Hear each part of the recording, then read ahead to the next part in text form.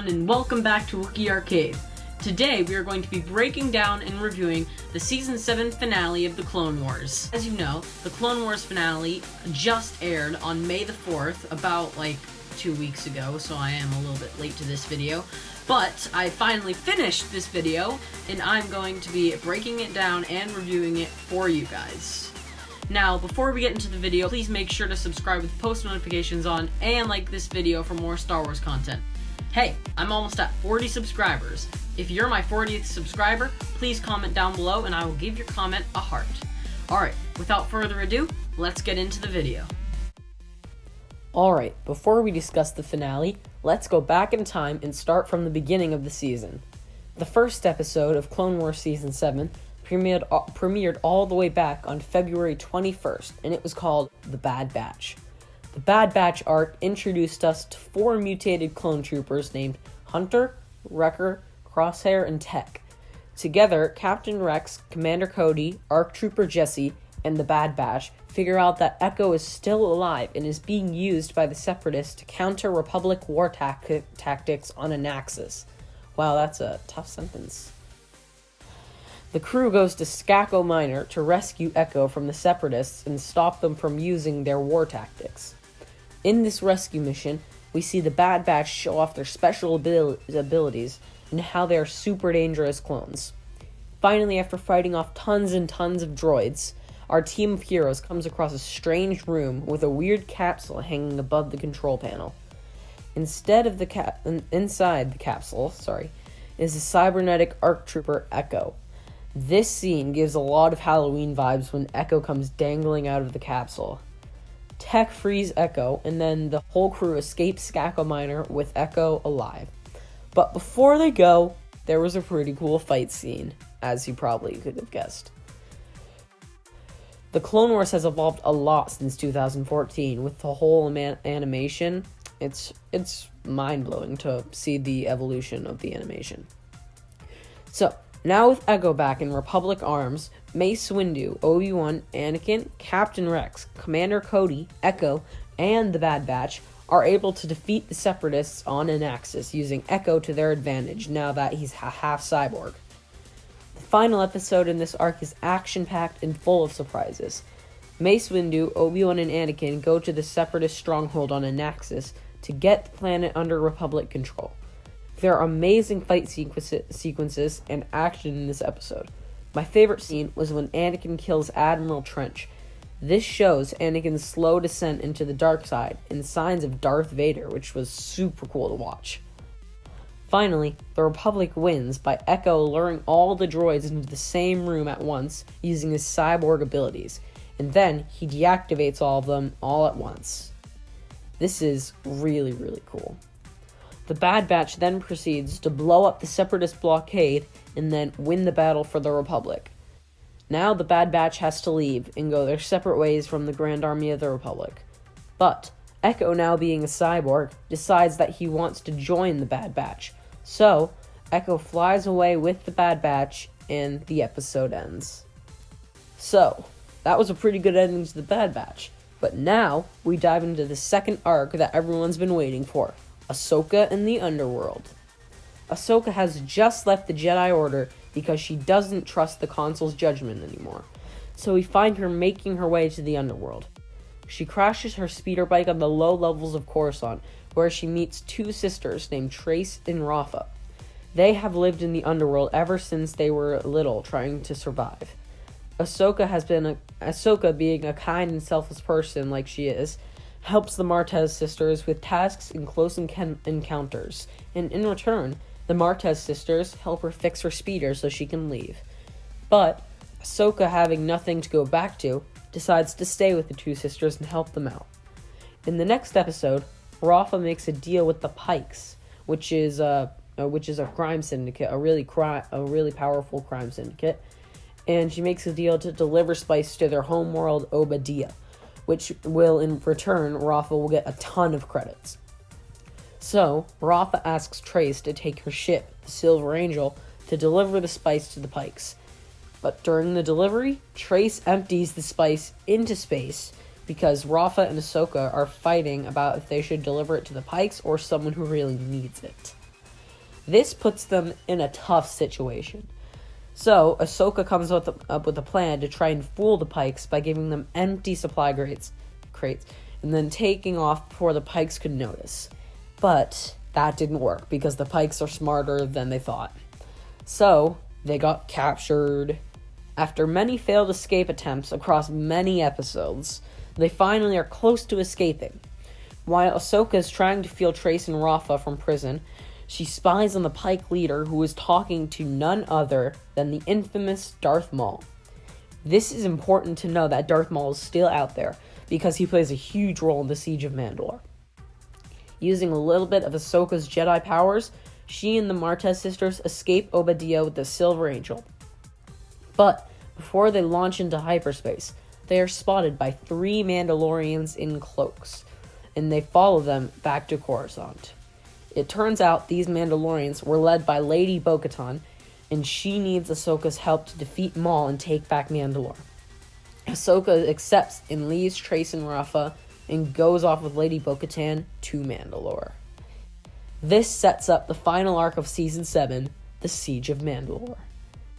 We find Obi-Wan in an intense battle versus the Separatist droid army. All of a sudden, Anakin then comes with the 501st and defeats the droid army. The day has been saved again by General Skywalker.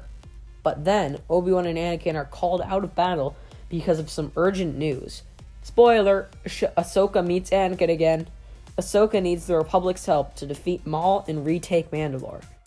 Anakin accepts Ahsoka's request, and he gives her half of the 501st under command of Captain Rex to take to Mandalore, while Anakin goes to Coruscant to save the Chancellor, aka the opening scene of Revenge of the Sith.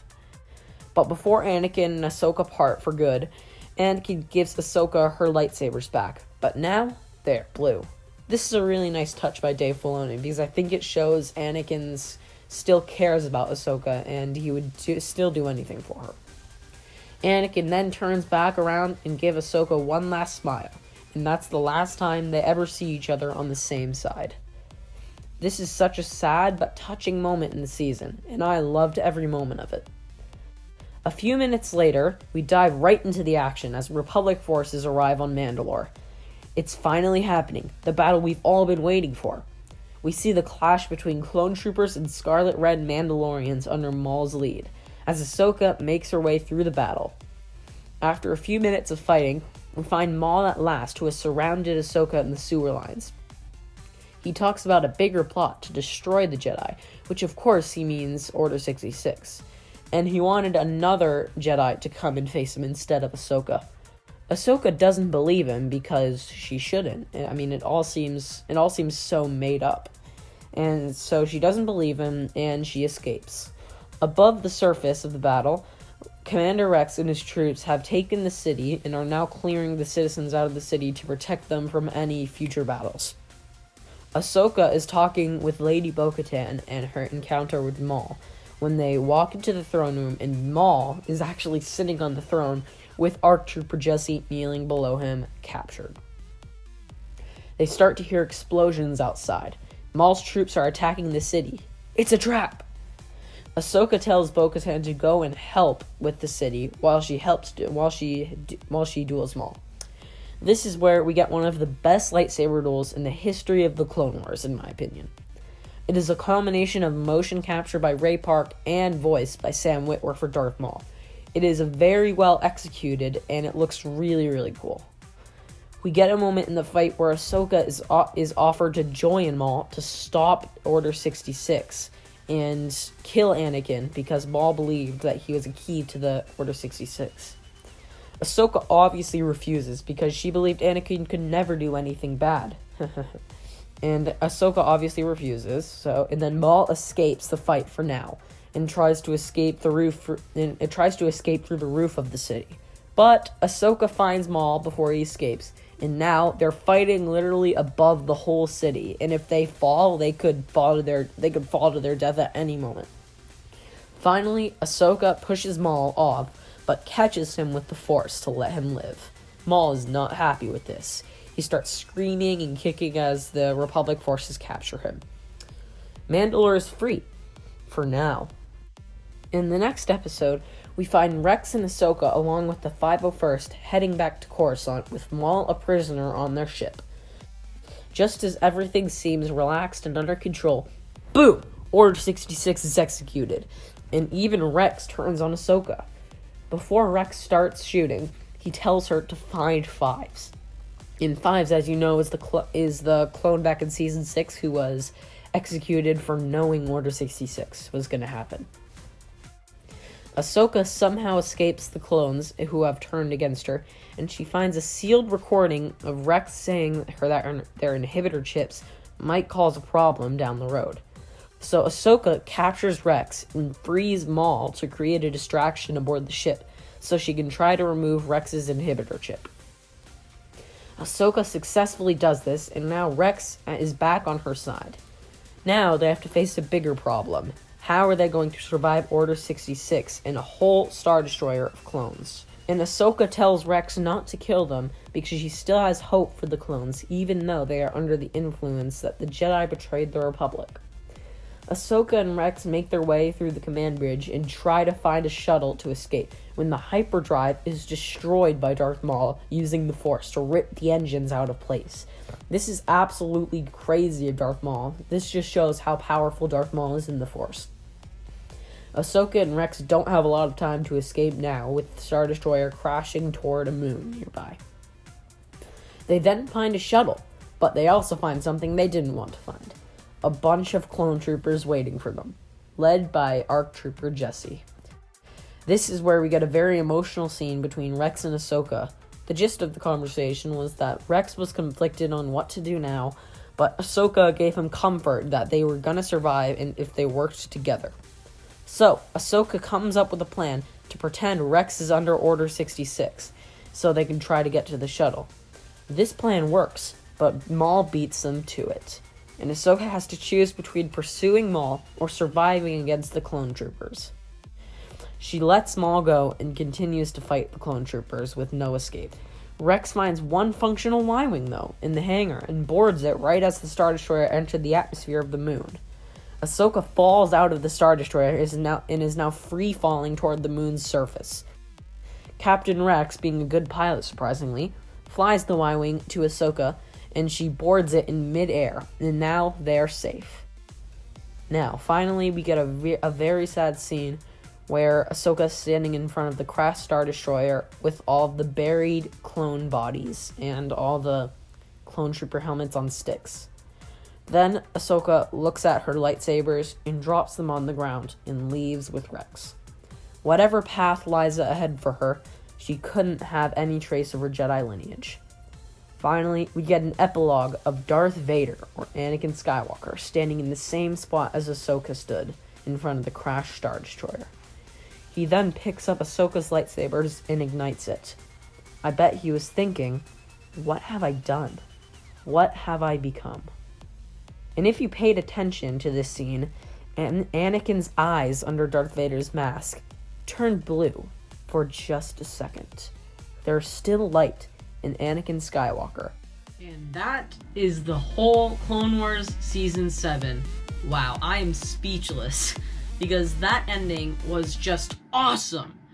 And I don't think they could have done it any better than how it is, hands down. Very good job, Dave Filoni.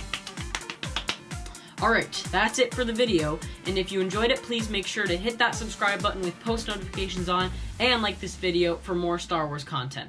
Tomorrow, just a heads up, I'll be uploading a gaming video, so make sure to stay tuned for that. Alright, and I think that's it. I'll see you next time on Wookiee Arcade.